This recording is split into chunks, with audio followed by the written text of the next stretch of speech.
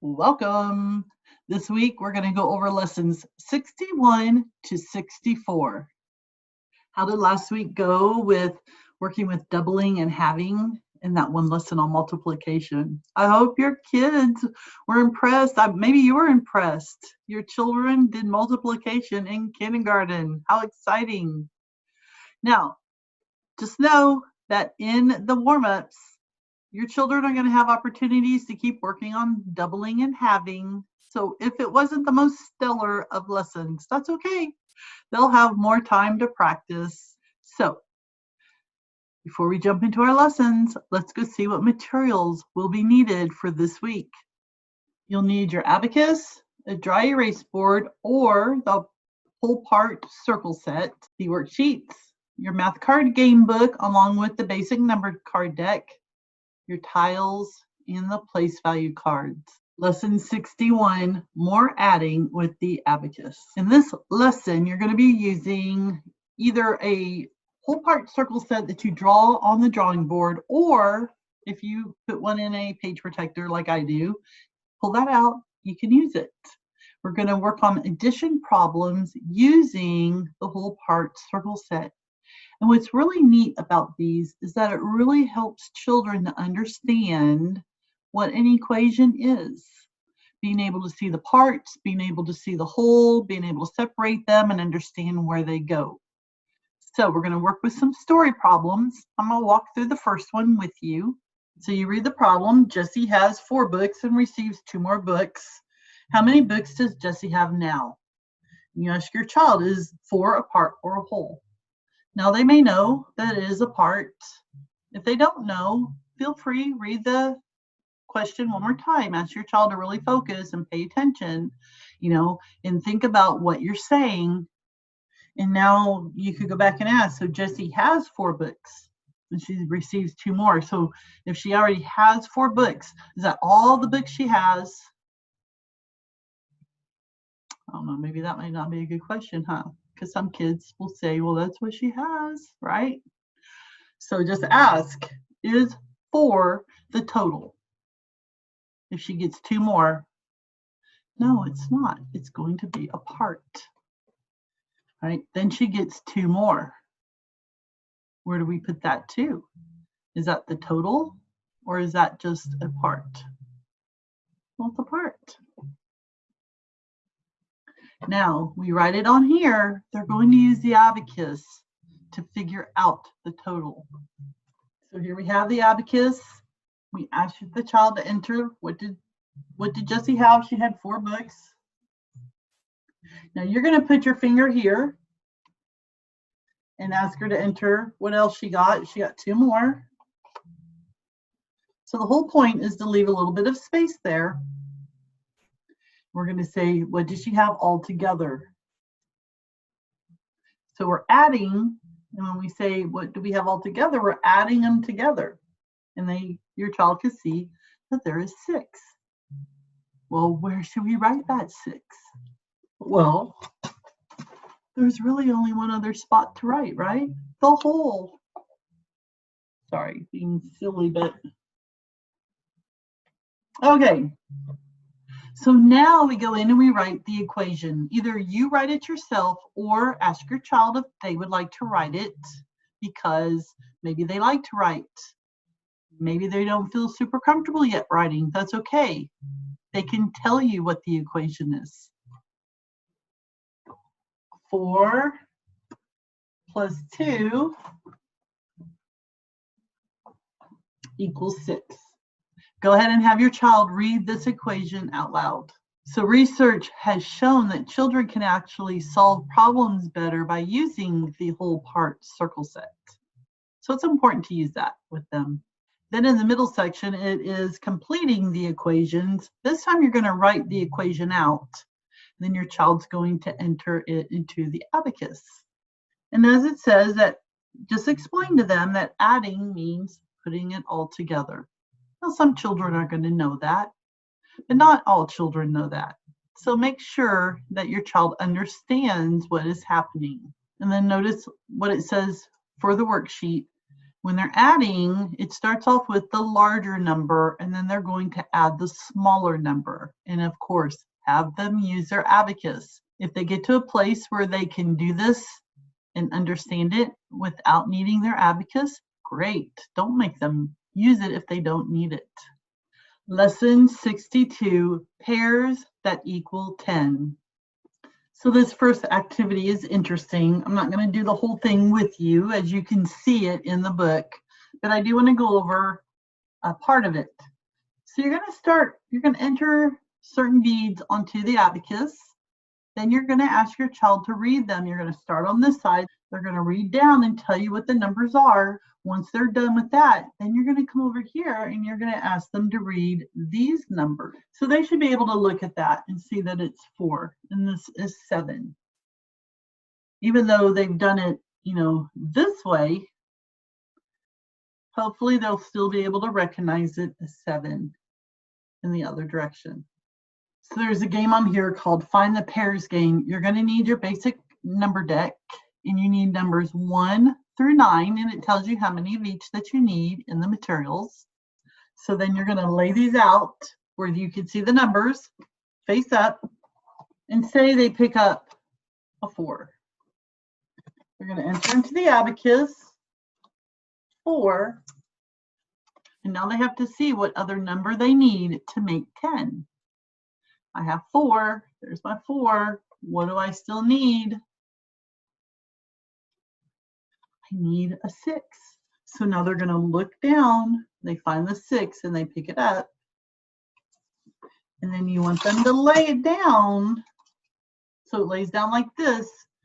And they can reinforce 4 and 6 make 10.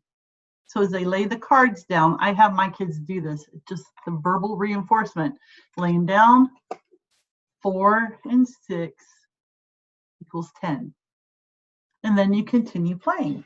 And so let's just say get a 2. We're going to enter 2 on the abacus. What do I need with 2? I need an 8. Okay, I go find me an 8. Pick it up. I see that 2 and 8 make 10. I go and lay this down. And so it's being reinforced by the way it's laid down, where you have a 2 in the top of the first pile and the 8 that's on the top of the second pile. So when they look down, it just reinforces 2 and 8 make 10.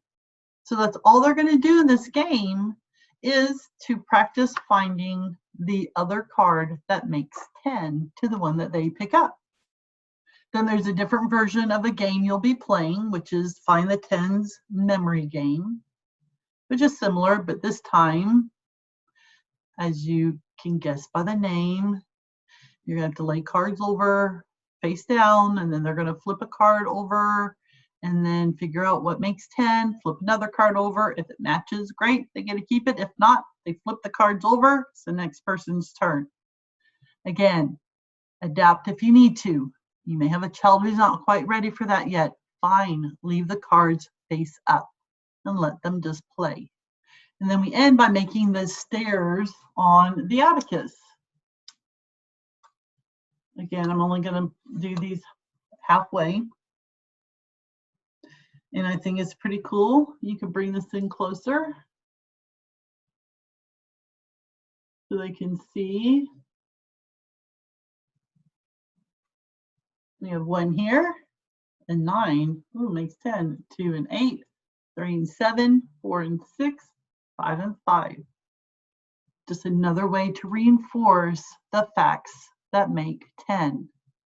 We're going to be focusing on this for a while, because once the children understand the different ways of making 10, it's going to be a lot easier when we start learning other strategies for our addition. There's a lot of strategies that are based on the child being able to see the numbers that equal 10. Lesson 63, halves, and the go to the dump game. So you're going to work with finding halves on the abacus, and we're going to use the give and take that we've used before. I'll go over it just to make sure that you understand. So give me a second, I get set up. All right, so you're going to ask the child to enter 110.6 on the abacus. And then we want them to find half by using the take and give to make the rows equal, meaning we want the same amount on this as we have on this. So we could start off with, we'll take and give 2. So we take 2 away here and bring 2 on. Well, that was pretty quick, wasn't it? We can see that this is equal. So half of 110.6 is 8, one of these. We're going to do a couple different ones. I'll do one more. Let's do 110.4. And again, we're going to do give and take. I just find it works easier doing 2 at a time.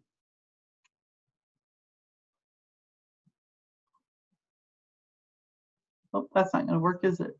See, that doesn't work. 2 at a time doesn't work. So now we're going to do 1. And we can see that half of 110.4 is 7. Then we end this lesson with one of the favorite games called Go to the Dump. Kids love this game. It's based on the game of Go Fish. Fun to play. They're working on their facts of 10. And even after they're done learning their facts of 10, they still like to play this game. I will go through and give an example, and then you can find this in the math card game book, and you can read more about it if you want. It's a really easy game to learn. You basically just deal out your cards. You have a specific amount of cards you're going to use that form the stock. Then you just have to find 2 cards that equal 10. Now, if you play with multiple players, the way for this game to go the quickest and it's going to be easiest for young children is if you go to the left. If you just ask the person to your left, then that person asks the person to their left. And it's just the same person you're going to be asking in this game. But for young children, this does make it a little bit easier versus just asking random people if they have cards. But you know what? It's up to you. And if you want to play it that way, then play it that way, where you ask random people and not have to go into an order. So each person playing gets 5 cards.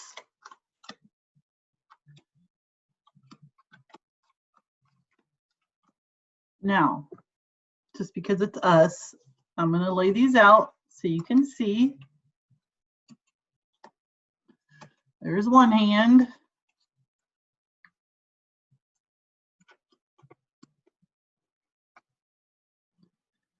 All right, and so you ask the child, do you have any pairs that equal 10? Now your child may not know, so they're going to need to use their abacus. And I have a 6, I can enter 6. I see, oh, I need a 4. Oh, I have a 4. I get to take these and set them to the side, reinforcing 6 and 4 make 10. And I'll even ask my child, why do you get to take those? Because 6 and 4 make 10, Mom. I'm like, yes, they do. All right, I don't have any more ways to make 10. For this person, they can make 10 with 2 and 8, so they get to pull those out. And look at that, a 7 and a 3. Whoops. 7 and 3 make 10. They're left with 1 card. I'm left with 3. This person will ask, do you have a 1? I'm like, sure, I do. There we go, because 9 and 1 make 10. Now, mind you, the kids should be holding their cards in their hands so the other person can't see. Sometimes at this age, it's really hard to do that. I just tell them, let's lay our cards down flat. If we need to, we could put, our hand over it or something to cover it. Now, this person is not done. They did not win. They get to collect 5 more cards out of the stock. They get to lay their cards out. All right, now it's my turn. I have a 7, I have a 1. If I don't know, if I'm the child, I don't know. I can see I have my 7. Ooh, I need a 3. Oh, do you have a 3? No. Go to the dump. So I pick up a card from the dump. Now, if I would have picked up a 3, I could lay those cards down, but my turn's still over. And so we alternate turns. The only time you get to go a second time is if you get cards. So if I say, do you have a 4? And they say, yes, I'll take the 4. I get to lay it down. Then I'll go again. Oh, do you have a 9? Nope, go to the dump. All right, my turn is over. Even if I got a 9, I could lay my 9 and 1 down, but my turn is over. As soon as I pick a card up from here, I'm done. And then you continue playing until you're done with the cards. And it tells you in the game exactly how many cards you'll need of the numbers. While this is the first time you're going to play Go to the Dump, it's certainly not going to be your last time. And we also have an app. So I'm going to take you to our website so you can see there's an app for this game, but I'm not sure why. As an app, it has a different name, but for some reason, Go to the Dump is perfectly fine when it's the math card game book and in our lessons. But then when you go to the app, it's called Go to 10. All right. So let me show you. You're going to go to our website, RightStartMath.com. If you hover on curriculum, you can see where it says apps. Click on apps. You can see some of the different apps that we have, but here's Go to 10. You can play it on your iPhone, your iPad, or on an Android device. It does cost money. It's $1.99, but it's one of those games that's just, it's nice to have on your phone. It's something that you could do when you're running errands. Maybe you can't get a full day of math in that day, but you have this on your phone and you can have your child play it while you're running your errands, or if you're at the doctor's office, you don't have to carry a bunch of cards around. So it really is convenient. And again, like I said, it's fun and you could play it as an easy, medium, or hard level. Last lesson for this week, lesson 64, counting with tally marks and more adding. And just like the lesson says in the objectives, you're going to count, your child's going to count using tally marks. We don't focus on counting at the beginning. We want children to supersize the numbers 1 through 10. But we do want children to count. They need to know how to count.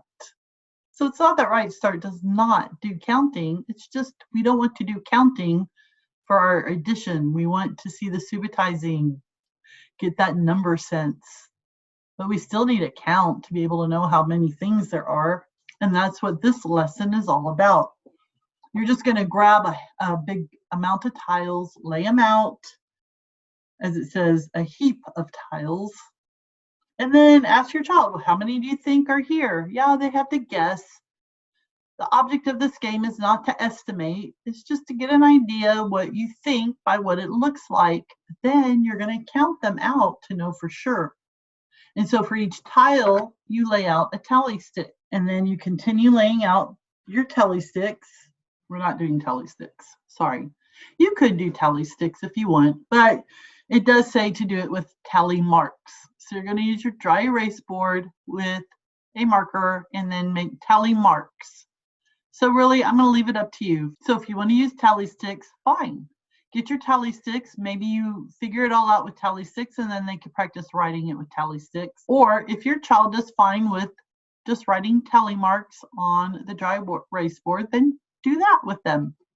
And then notice at the top of the second page how they lay out the tiles, how they're laying out the tally marks. So a group of 5 tiles in a row of 10 tiles total, because this just helps them to be able to see it, the quantity, a lot easier, not have to count individually. They can at least count by 5s, right? Or 10s. And then I like how they have to reinforce it by entering it onto the abacus and using the place value cards to build the number. This is one of those lessons that I love how everything is all incorporated. You have the fun of, ooh, here's a bunch of tiles. We have to figure out how many there are. Then they're going to practice their counting. They're also going to enter it into the abacus. Then they have to build it with the place value cards. So lots of exposure and getting better, greater understanding of number sense.